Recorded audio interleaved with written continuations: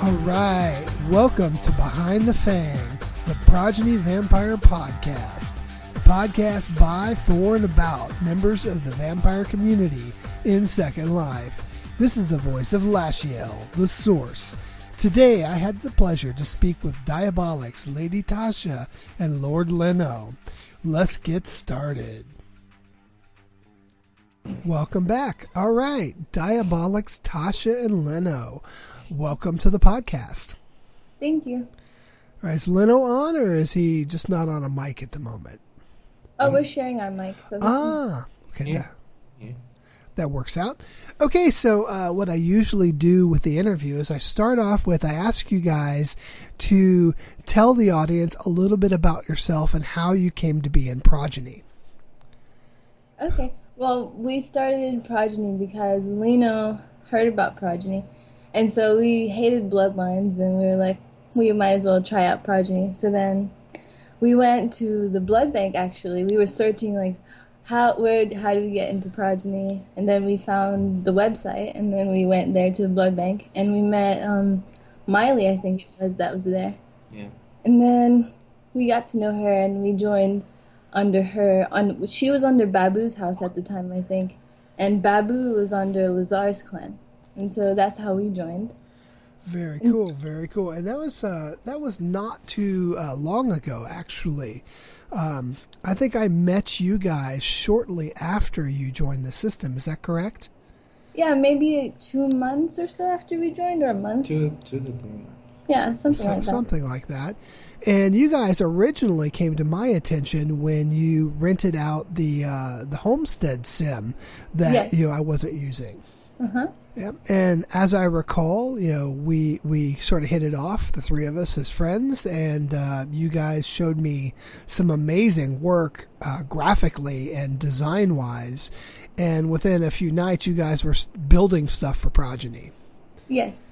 Yeah. It was rather a fast process. It's certainly. Sometimes when things click, they just click. Yeah. You don't want to second guess fate. So. How have you tell us how have you enjoyed working at the system level? Has it been fun? Has it been challenging? Both, I would say. It's fun designing. We love designing, and it's fun. We met lots of new people when we became Diabolics. I guess the stress of being Diabolic is just you have to deal with so many people. But other than that, it's really fun. We enjoy it. Yeah. Well, you guys kind of went above and beyond. And let's kind of move on into the mythology synthesis section of the show. In this section, I usually like to talk about different features we're introducing or different elements of the system that add to its ongoing story. But you guys, your story itself has added to the mythology. So there's two things I kind of want to cover is one, I think it would be interesting to hear about how you guys actually, go about doing a project for Progeny. What is it you do? What tools do you like? And what's a basic process you might go through, starting with when I ask you for something or suggest something, through to when you say, "Here, look at this." You want to go? You go. You explain. Well, we use Blender, actually. And when you give us something to design, and we come up with different kind of ideas together, and we talk about them, and then we pick one and go on Blender, like either of us or both of us at the same time, for different parts of it, and then we start designing it.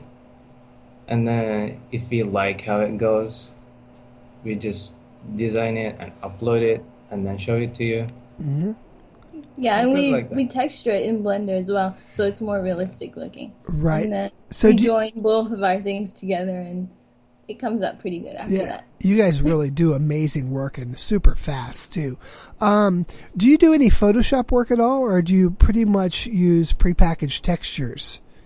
We use Photoshop to edit the textures. Yeah, go ahead. We get, how to say that? What's that? Like ham texture? What is that? Seamless textures? Basic textures, like no shadows on it or no shining effects and things like that. And then we put them on Blender, and Blender makes them more realistic with Oh, shiny I see. things. Yeah, we set up the lightning and things like that. Basically, we set up a 3D model of it in Blender and texture it in Blender so it looks really realistic. So it doesn't really look like the normal texture, and if we don't really like the normal texture, we go into Photoshop and edit the colors or add things to it or take things off of it like that. Well, that's pretty cool. I've come a long way since back in the day when I was studying 3ds Max. Seems like Blender has become quite the package. I've only briefly used it, and it's the learning curve is quite steep for me. So maybe someday I'll get back into doing some Blender stuff. But it took us a while to get into it. Blender is open source, so it's always improving itself. Right. And there's a large community of people supporting it, similar to Progeny. We have a lot of people, contributing time, effort, and energy to making this thing better. Granted, we don't have nearly as many people as an open source project like Blender. The other thing I wanted to bring up is, right about the time when you guys joined up and started helping me develop things. Actually, I remember one of the first projects we worked on together is you both were working in tandem and creating new potency vault designs. And I asked you for two different styles, one being sort of steampunky and the other being sort of arcane or goth magic. And you guys both went your separate ways and came back. It was like 2 days later, and like, here's a variety of things to choose from. I said, I like them all. So the first thing I showed you was blood bank. Yeah, the blood tank was the first thing. That's right. I forgot about that. And then you did that. And most recently, the Heartstone, Lhino came to me and said, hey, look at this. I think it could be, I forget exactly what your recommendation was for its purpose, but I instantly knew it could be a scrying device, and I was so excited about it. I dropped everything I was working on and spent the next several days making it work. That was a very cool idea. Anyway, back to the point.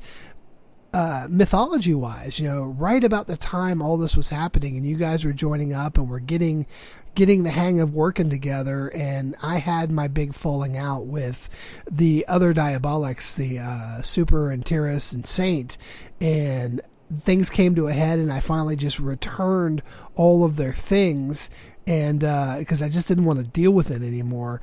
Closed down the sim thinking, we'll be back open in maybe a few weeks, a month. I made the announcement to the community that the sim was closed while we do a revamp, and asked you guys to see what you could do. And like the next morning when I logged in, you guys were practically done. Yeah. That was absolutely amazing. Yeah, we wanted to get it back up as soon as possible. So we worked together like we always did, and started working on separate things and joining them together. Mm-hmm. So what was your idea or inspiration for the new castle design? Well, we wanted it to be really simple for people to navigate and not random rooms. So based on the ideas of what you told us you wanted to be in the castle, we built it based on those and formatted it to where it would actually make sense. Yeah. In the old castle, the ceiling was too low, and it was bothering me a lot. And then this one is kind of too high, I guess. So it's too good. Spacious. Yeah. Well, I mean, the old castle was definitely a beauty. It had a lot of great things about it. Now, it was originally inspired by another castle.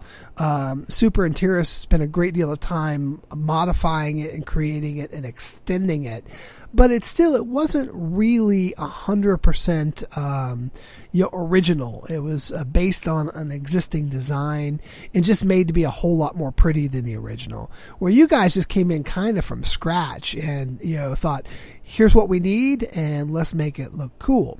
Now, the only thing is too big. No, I like the high ceilings. I like how easy it is to navigate around and find stuff, especially with the teleport system put in. The only thing I think that maybe I find unsettling visually is the big windows. The big size of the windows seems out of scale to other things, but I've grown to love it.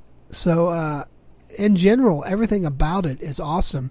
I just need to think of something cool to do with that area I call the oubliette, the sort of half moon dome area. Yeah. So anyway, that's pretty much it. What do you think is your favorite moments in Progeny, or your favorite experiences so far? You go first. I go. Yes. Well, it's being a diabolic for me, I guess. Designing and things, because I really love designing, and then my Progeny life started, I can say. Yeah. And how about you, Tasha? My favorite, that's hard. I liked everything about Progeny from when I was a vampire, except dramas, but other than that, I don't think I can pick a favorite. Yep. Just been sort of a whirlwind since you got started. Yeah, I don't really have that much experience in being a normal vampire. So. Right. Well, your experiences in the system have been quite elaborate. I mean, you guys didn't just come in and start doing art. You really, I mean, once the new sim was open, you guys were down there every day doing support, answering questions, helping people out when they had trouble. You know, really going above and beyond. You know, what was initially asked of you, and that really impressed me, and it impressed the rest of your brethren and everybody in the community as to just how dedicated you were to you know, the success of the community and making things better. So, you know, thank you for all of that. I think my most favorite moment with you guys probably is really that next morning when I logged in and you guys had pretty much completely decorated the sim out. Just, that was stunning. Granted, you guys were still working on it for weeks afterwards, just fine-tuning this and fine-tuning that. Yeah. But the amount of stuff you guys got done in less than 24 hours, I was shocked and delighted. Yeah, we wanted to get everything up and running so it wasn't at a standstill and people can go and enjoy the new castle and not feel like Progeny took a hit or something. Right. Well, you guys certainly did a great job there. And I mean, I don't know if I've ever come out and said this, but you know, the reason I chose you two for Diabolics is, I mean, yes, you're fantastic artists and you're great designers and you're diligent, but your dedication is really what impressed me. I mean, there's a lot of designers in the community. I'm not going to say whether they're on your scale or not, but you know, there's a lot of really good people out there that do fantastic work. But you guys came in with your exuberance, your dedication. You always, if I came and said, yeah, I don't really like this piece, and the next day you've got me 3 different, you know, alternatives that fix that. You know, it's, you know, it's been a dream to work with you guys. So that's been fantastic. Let's move into the next section, and I call this the fireside chat. And in the last couple of episodes, I've shared a couple of my favorite works of vampire fiction. Why don't you guys give us, what are some of your vampire fiction, whether it be a movie or a book, something that inspires you in your activities in Progeny? You want to go? Well, I really like the Interview with the Vampire movie. Other than that, I wasn't really interested in like vampire roleplay or vampire lifestyle that much, like before Progeny. But after that, not so much. Well, is there any vampire movie or book that you enjoyed when you were younger? I guess you guys are pretty young now anyway. But yeah, we're still young now. Yeah. He said he liked Interview with the Vampire. Oh, Interview with a Vampire. Yeah, that's a favorite of just about everybody I've talked to so far. I think I personally liked The Vampire Lestat and Queen of the Dam better than Interview with a Vampire. But I can distinctly remember reading the time, the place, the feeling I had when I was reading that book. So I guess it was a pivotal moment in my own personal development of, joy of the genre. That was a very, very good book. I just liked Lestat better than Louis, I guess. Yeah. How about you, Tasha? What's your favorite vampire fiction? I've always been into vampire fiction and vampire role-playing things. I would always read lots of vampire books. I think one of my favorites would be, it's not really centered around vampires that much, but it has a lot of vampire aspects in it. It's a series called the Moral Instrument series or something like that. Mm-hmm. And basically, the main species is shadow hunters, but they have lots of things to do with vampires as well. The vampires is not the main focus in that book. Vampires are sort of beneath the shadow hunters. But in those, there's a specific vampire that's one of the main characters. He was accidentally bitten, and in the story, the sun was coming up, and he was going to die, right? Because in the movie, they're not immune to the sunlight. But the shadow hunter gave him, they write runes on people. That's how their powers work. And she wrote a rune of Cain or something on his head. And then he survived the sun, and he can walk in the daylight and things like that. It's a really cool way that they describe vampires, not really like much of the other vampire stories, and I really like that. Yeah, that's one of the things I liked about, I've mentioned in a previous episode, The Awakening, and the vampire in that story could walk in daylight without any problem too. It was a myth that, the sunlight would kill them. Although I think, if I remember correctly, it was somewhat uncomfortable, the bright sunshine, because they hunt at night. So, natural nocturnal creature, but they can go around the daytime all they want, which I think is kind of why I've never really cared about developing a day-night sensor for Progeny and saying that, if you're out in the sun, you're going to burn.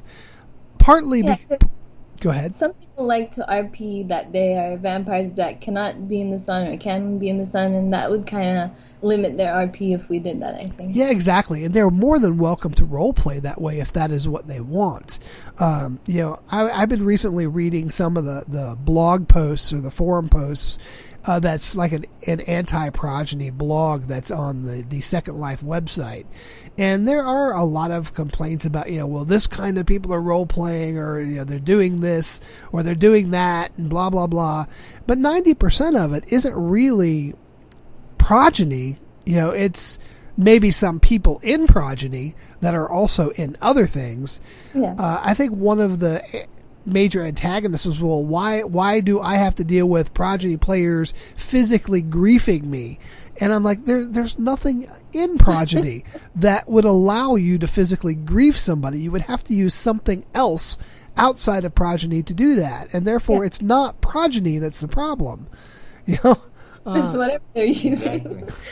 So anyway, and also on the Daywalker thing, I mean, there's just so many different forms of vampire mythology, and I have tried to make Progeny something that's very, open to interpretation, so that there's very little limitations on how you might want to use it. It's not designed to be a pure role-playing system. It's designed to be a tool to aid you in role play and a simulation to make you feel like a real vampire in Second Life. I realize that there's probably no such thing as real vampires in the real world, but science can never prove something doesn't exist. It can only prove that it does. Yeah.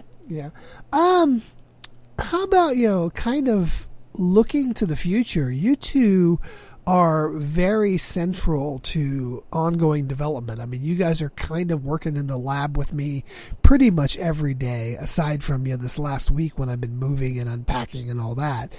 But what are you guys looking forward to in the near and distant future with Progeny? Well, I think we talked about this before. The bonding. Vampires can bond by diabolics. So I think that'd be really good if we had that. Well, why don't you tell us a little bit about that? Yes, I know exactly what you're talking about because you and I had that conversation. What was it, about 2 or 3 weeks ago? But I haven't discussed it with anybody else. This is your idea.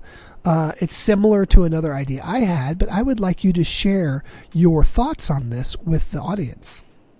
Basically, I guess we can call it vampire bonding, is two people. Well, we don't want to limit it to just two, so it can be 3, 4, whatever. Yeah. Basically, it's where some diabolic performs it like a minister, per se, in a wedding. Mm-hmm. And then they bond two vampires together, and it would show up in their scan that they are partnered or bonded together. Yeah, I think that would be really cool for RP and kind of show that two vampires are bonded, and we can make some pros and cons for that. I think it'd be really cool. Yeah, I really like the idea. I mean, Second Life has the partnering system, but it is limited to one avatar and one avatar.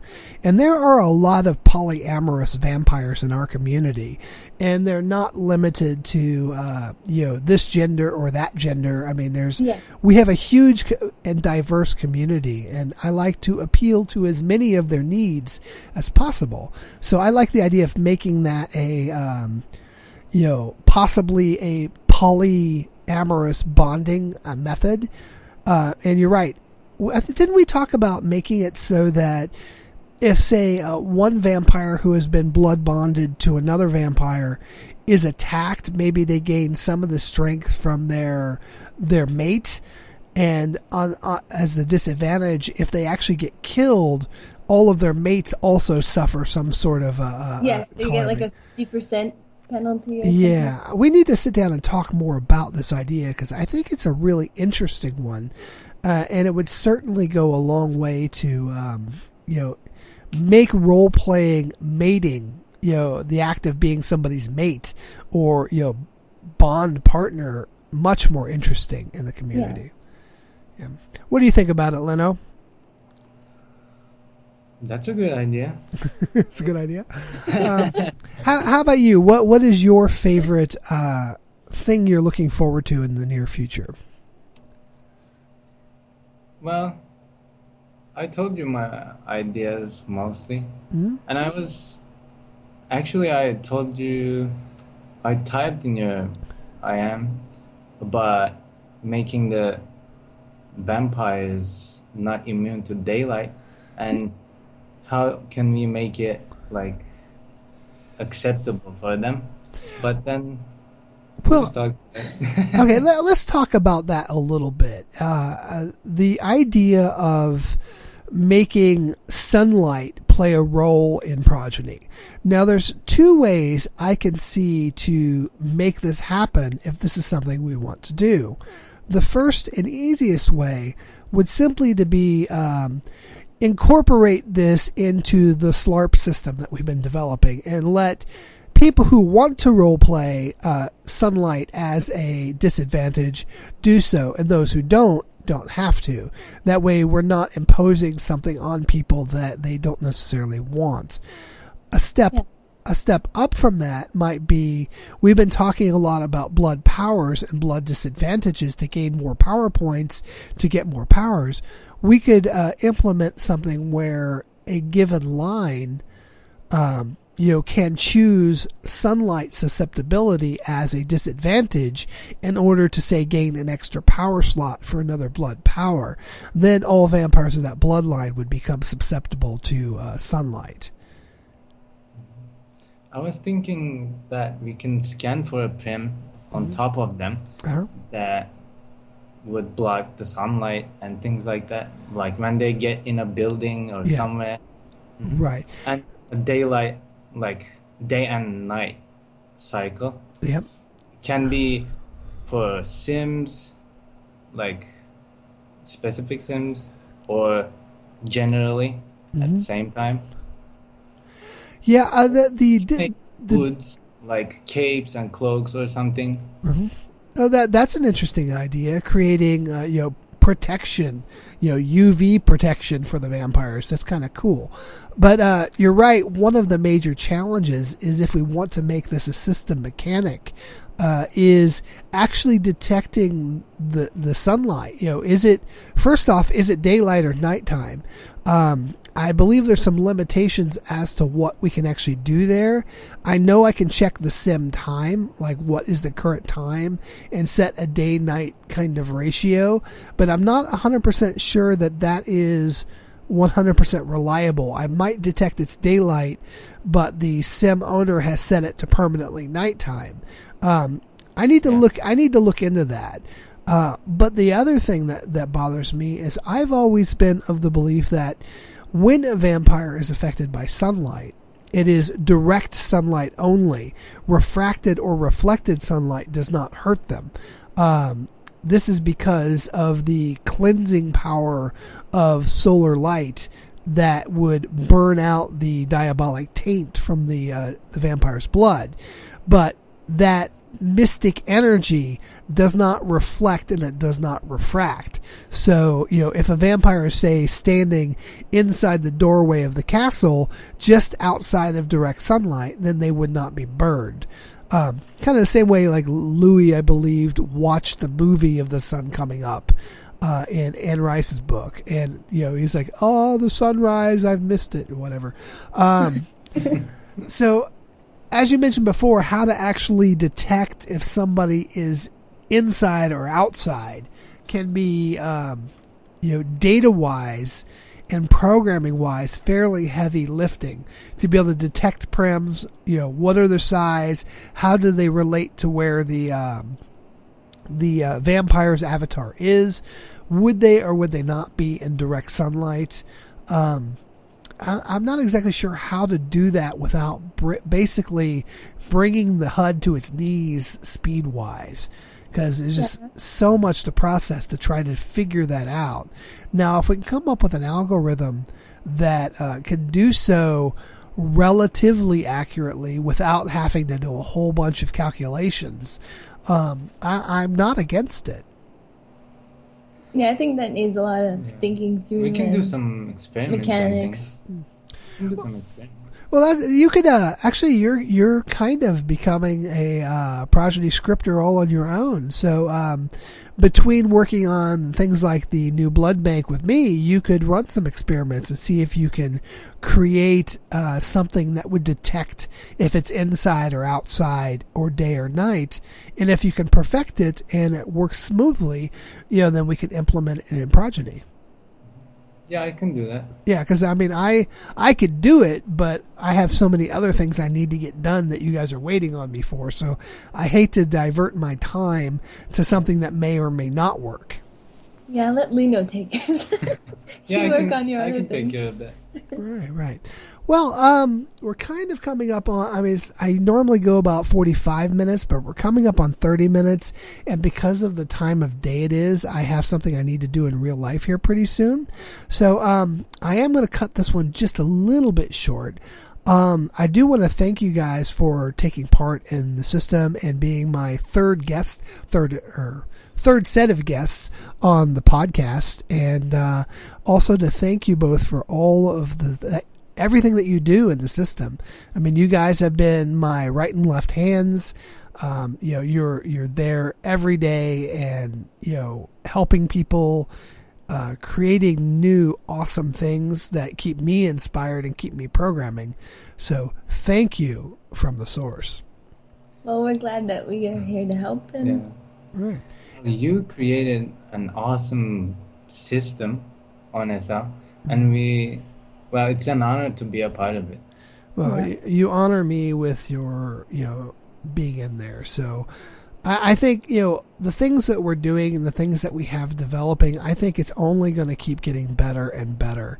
And, the things that we can do together, you guys, me, and, the other diabolics, the scribes and the marshals and everybody, the arch vampires, everybody's pulling in all these resources for ideas and things that are going on, and we're going to really be able to do some neat stuff in this next coming year and the year after that.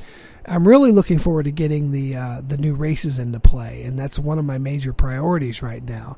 So we have a lot of work to do. So thank you. Yeah. Thank you. But it's really worth it in the end. Yeah, thank you again for basically helping me keep this thing going. Is there anything else you guys would like to share with the Progeny audience while we're still here? I don't have anything right now. No, I think we covered pretty much all the things we need to cover. Alrighty, guys. Well, thank you very much again this time for participating in the podcast. Thank you for having us. Yep, I believe we have one more Storytellers Guild meeting that is supposed to be tomorrow at 4. Yes. And then I'm not sure when the next Behind the Fang podcast will be recorded, but I'll definitely get one out by the following Sunday. I'm going to try to make this an every Sunday thing now that I'm remotely stable where I'm living wise. So yes, I'm glad we're doing the podcast. It's really good and gets people interested and hear about new developments and everything that's going on in Progeny. Yeah, I think it's really cool. It's a great way for me to stay in touch with the community and share what's going on, and I don't have to do a lot of typing, so I like that. It has taken a little effort for me to learn how to do this efficiently to where it doesn't take much time away from programming. But I can now, we do 30 to 40 minutes of talking. It takes me another 15 minutes or so to mix the podcast. Another maybe 5-10 minutes to post it, and then that's it. So it doesn't take... you can go back to scripting. Yep, and I tend to actually listen to it again while I'm scripting.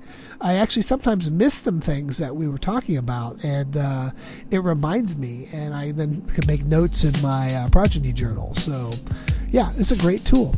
All right, guys, I got to run and pick up my kids in real life, so you guys have a great day. Bye-bye, everybody.